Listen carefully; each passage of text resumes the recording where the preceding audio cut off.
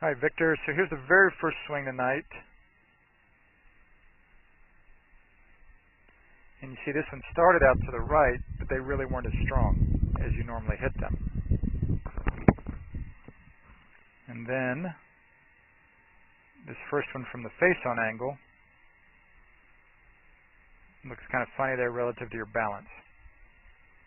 And so when I put the lines on it, we saw that pretty clearly.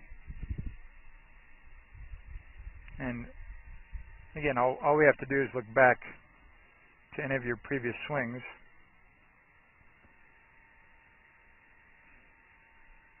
You know, from, let's say, May. There's your good balance here back in May from that face-on angle. And then here's the good downswing plane right there. And so that's exactly what you did tonight. Once you got going with it. The driver again was the same in the sense that you're above the plane line on the downswing, and from the face-on angle you were kind of falling back onto your back foot. Not really shifting your weight over like you normally do. And so the first thing we wanted to work on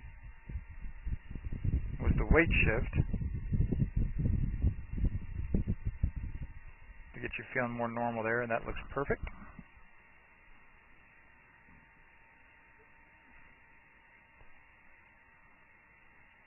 Much better there than what you started with tonight,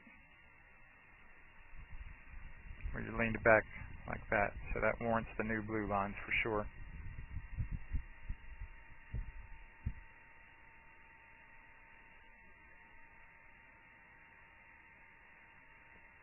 Right there. Much more normal.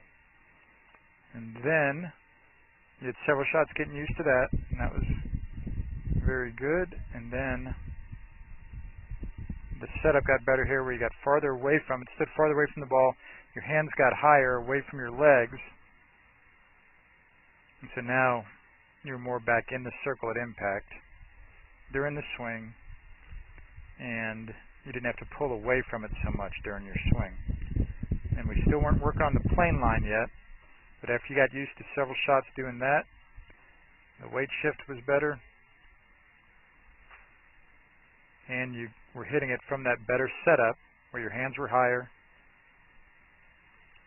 Then you could work on the downswing plane. You're right back to normal there where you always are pretty much. And you did the same thing with the driver. There's the better setup there. We got a little taller. There's the same good downswing plane. Very normal for you. Hit all those balls out to the right. Then you'd start turning your hands over earlier. And they started being those draws back to the middle.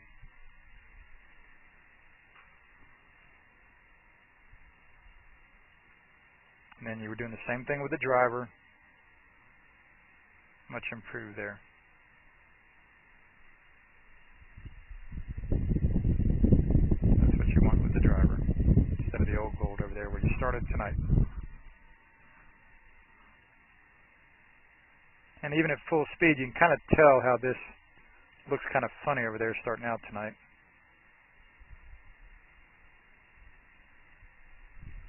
Whereas over here, it looks more normal.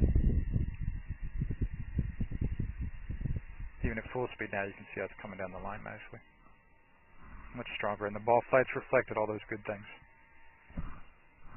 Alright. This looks interesting over here. I think we can see all the bugs flying around.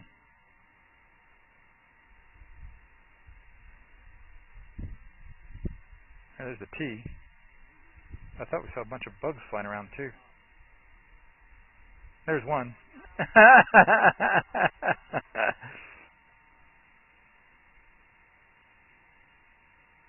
There it is. Yeah, some little UFO. Unidentified flying object. And then there was another one. I thought there was another. Yeah, there it goes. Might be the same bug out there a little farther away. And there's another one. There's another one. And you saw something at the top? I didn't see one at the top there.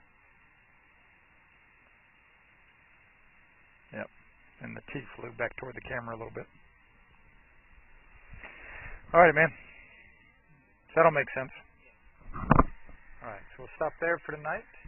This is Joel Suggs. I sure enjoyed meeting you down at the Cincinnati Golf Show this weekend and showing you your swing on the 2D equipment that I have. And so I want to take about 2 or 3 minutes to just show you around Meadowlinks. This is the studio I use in the winter for all my students. You see there's the down-the-line camera angle for our 2D equipment. And then we have the face-on camera angle also. And then what we also have here is 3D equipment to where I can show you your swing from 6 different camera angles with this 3D equipment.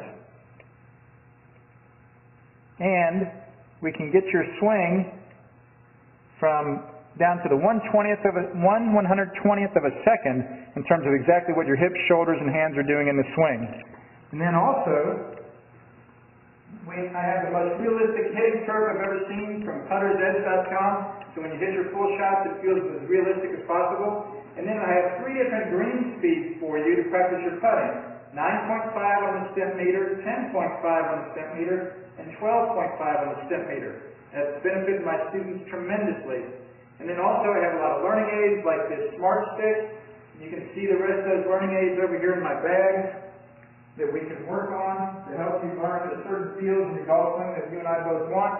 And then also I help my students a lot with their equipment through the winter. This is a frequency analyzer where we twang your club and it gives us a reading here. And then also we plot your whole set, each club on these lines to see if the set is really matched or not. Quite often they aren't, and it helps my students tremendously when they find out what clubs are the offending clubs. Then if we get tired of being indoors and want to go outdoors and hit some, we can do that. It's my daughter! Ellie! Good to see you. I haven't seen her in weeks. No wonder you've been gone, Ellie. You've been out here playing in the snow all this time. But this is our natural turf area. This is closed until April, as you can see. But it's a fantastic area where we can step outside and hit some balls and get some real ball flight.